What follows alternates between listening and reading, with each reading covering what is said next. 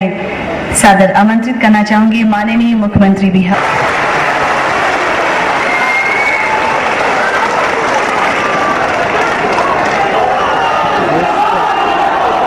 इस कार्यक्रम के अध्यक्ष माननीय पर्यटन मंत्री श्री सुनील कुमार पिंटू जी, सहरसा जिले के प्रभारी मंत्री और जनजाति कल्याण मंत्री और पिछड़ा वर्ग अति पिछड़ा वर्ग कल्याण मंत्री श्री जीतन राम मांझी जी, माननीय सांसद भाई दिनेश चंद्र यादव जी, माननीय विधायक महिषी जनाब डॉक्टर अब्दुल गफूर साहब, माननीय विधायक सिमरी बख्तियारपुर श्री अरुण कुमार जी, माननीय विधायक सहरसा श्री आलोक रंजन जी, माननीय विधायक सोनबरसा श्री रत्नेश सदा जी, मधेपुरा जिले के सिंहेश्वर से माननीय विधायक श्री रमेश ऋषिदेव जी, बिहार विधान परिषद के माननीय सदस्य और हम लोगों के 74 आंदोलन के साथी भाई विजय कुमार वर्मा जी, सहरसा जिला परिषद के अध्यक्ष श्री सुरेंद्र प्रसाद यादव जी, सहरसा जिला जनता दल यू के अध्यक्ष श्री धनिकलाल मुखिया जी, सहरसा जिला भाजपा के अध्यक्ष श्री राजीव रंजन जी, जनाब अंजुम हुसैन साहब, अक्षय झा जी, यहाँ उपस्थित अन्य सभी सम्मानित नेतागण, विभिन्न स्तर के जनप्रतिनिधिगण, विशिष्ट अतिथिगण, पर्यटन विभाग के सचिव श्री सिद्धार्थ जी, प्रधान सचिव श्री अंजनी कुमार सिंह जी, सहरसा के कमिश्नर, जिलाधिकारी, दरभंगा जोन के आईजी,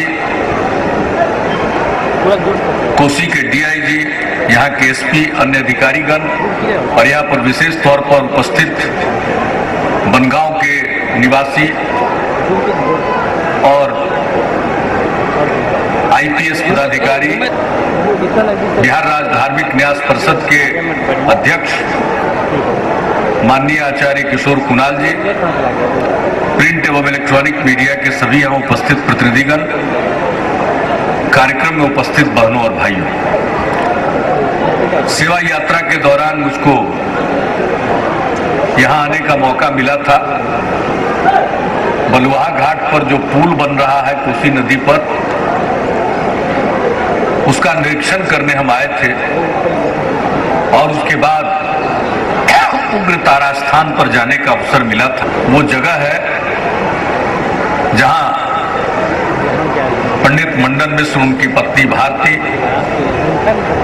और प्रथम शंकराचार्य के बीच शास्त्रार्थ हुआ था।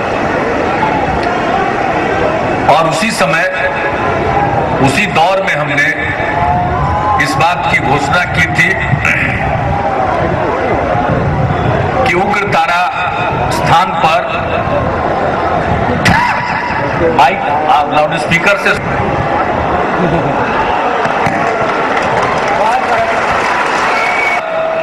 यहाँ आने का मौका मिला था।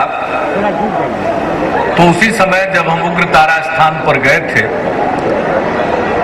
तो उग्र तारा स्थान में दर्शन भी किया था हमने और उसके बाद उस स्थल का भी निरीक्षण किया, देखने का सौभाग्य मुझको मिला जहां पर पंडित मंडन मिश्र, उनकी पत्नी भारती और प्रथम शंकराचार्य के बीच में शास्त्रार्थ हुआ था।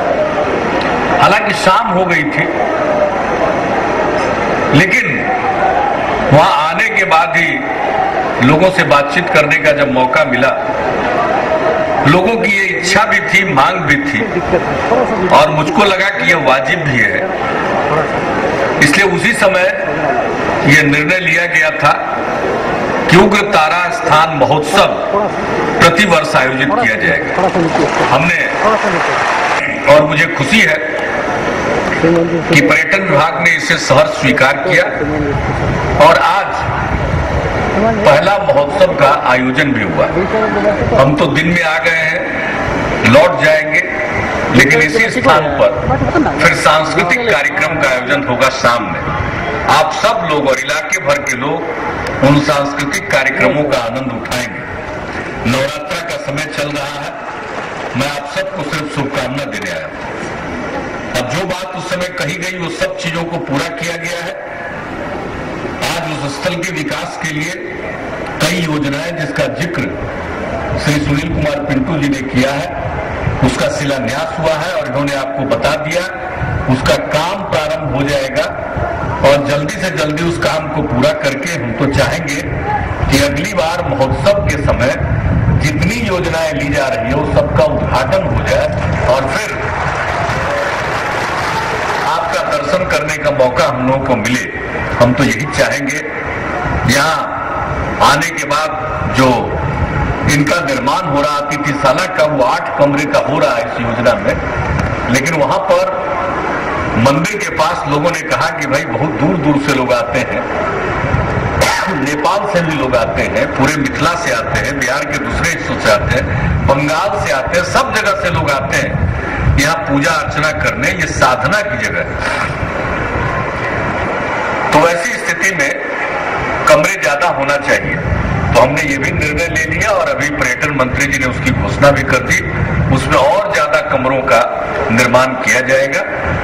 जगह की कमी है उस स्थल पर, इसलिए बहुमंजिला अतिथिशाला बनाना पड़ेगा और वो उसका निर्माण करा दिया जाएगा ताकि किसी को असुविधा न हो। बाहर के जो लोग आते हैं उनको अगर असुविधा नहीं होगी, आपसे प्रेम का व्यवहार उनको मिलता है, तो अच्छी यादों को लेकर अपने अपने घरों को लौटेंगे। तो हम तो चाहते हैं कि ये और विकसित हो पर्यटक स्थल के रूप में। लोग जानते हैं इस स्थान को और भगवान बुद्ध से भी ये जुड़ी हुई जगह। हम जब पिछली बार आए थे और जो मंत्रोच्चार होता है यहाँ उग्रतारा स्थान पर, आज भी जो पूजा के समय मंत्रोच्चार किया जा रहा था तो उसमें अक्षोभ ऋषि की चर्चा आती है। अक्षोभ और कोई नहीं है, वही भगवान बुद्ध है। अक्षोभ यही मानता है, उनका ही एक नाम। तो ये कई प्रकार से ऐतिहासिक स्थल है, इसकी बड़ी मान्यता है और मुझको तो लगता है कि पूरे इलाके में हर जगह एक से एक संत और महात्मा हुए हैं जिन्होंने लोगों को ज्ञान का संदेश दिया, अच्छे आचरण का संदेश दिया, लोगों की रक्षा की। अब लोग बता रहे हैं साहब कि कारू खिरहर स्थान भी है, उसकी बड़ी भारी मान्यता है। अगर लोगों के जानवर को कोई तकलीफ होती है तो लोग वहां आते हैं, वो ठीक होता है। लोग दूध चढ़ाते हैं वहां, तो उसकी अपनी मान्यता है। काफी जन जन में लोकप्रियता है। तो यहाँ से मांग हुई है कि साहब कारू खिरहर स्थान को भी विकसित किया जाए। तो मैं पर्यटन मंत्री जी से कहूंगा कि जैसे उग्रतारा स्थान का विकास किया जा रहा है, पर्यटन विभाग कारू खिरहर स्थान का भी विकास ठीक ढंग से करा दे। हम कभी जाएंगे भी वहां आगे। आज तो अगर पहले से हमको दिनेश जी, आलोक जी बता दिए होते तो उसी हिसाब से कार्यक्रम बना कर आते, लेकिन अब तो यहाँ से लौटने के बाद कुछ और भी काम हमने निर्धारित कर रखा है। इसलिए फिर अगली बार, पिछली बार आए थे हम तो घूमते ही रहते हैं और जब तक हम लोगों के बीच में नहीं रहते हैं मेरा मन नहीं लगता। इसलिए हम तो लोगों के बीच में रहेंगे, फिर आएंगे तो चलेंगे वहां। और हम पिंटू जी से आग्रह करेंगे कि समय निकाल कर वहां चले जाए और जाकर सब चीज देख लें। और सिद्धार्थ जी है पर्यटन मंत्री, पहले वो हमारे साथ सचिव थे। अभी पिछली बार जो उग्रतारा स्थान में आए थे तभी उनको हमने फोटो दिखा दिया कि मेरे बगल में देखिए आपका फोटो है, इसलिए जल्दी जल्दी सारा काम करवा दीजिए। तो जाकर कारू खिरहर स्थान को भी देख आइएगा मंत्री जी के साथ। और जिलाधिकारी है, यहाँ कमिश्नर है, सब आप लोग पहले से क्या होना चाहिए इसके बारे में प्रस्ताव तैयार कर लीजिए। और आलोक जी और विषहरी स्थान की बात कर रहे हैं, उसकी भी मान्यता है। भाई जीवन जो है मनुष्य का, किसी भी कालखंड को ले लीजिए, बगैर सर्प, सांप और विष, नाग, उसकी चर्चा के बिना कोई कहानी पूरी नहीं होती है। तो इसलिए विष का हरण करने वाला स्थान, तो विष का हरण तो हम सब लोगों को करना है। समाज में कई प्रकार के विष हैं, उसका हरण करेंगे तभी तो लोगों का जीवन सुगम होगा, और यही दायित्व लोगों ने हम लोगों को ऊपर दिया। तो जो विष हरण करने वाली जगह है उसका भी विकास होना चाहिए। तो इसमें कोई, और हम लोग तो कई प्रकार से हर धर्म संप्रदाय को लेकर, बुद्ध सर्किट भगवान बुद्ध से जुड़ी हुई जगह, जैन सर्किट भगवान महावीर से जुड़ी हुई सर्किट, राम सीता सर्किट, यही जगत जननी जानकी की भूमि है सीतामढ़ी, जहां से पिंटू जी आते हैं। तो राम सीता सर्किट, इसी तरह से शिव सर्किट, कई प्रकार से शक्ति पीठ है यहाँ।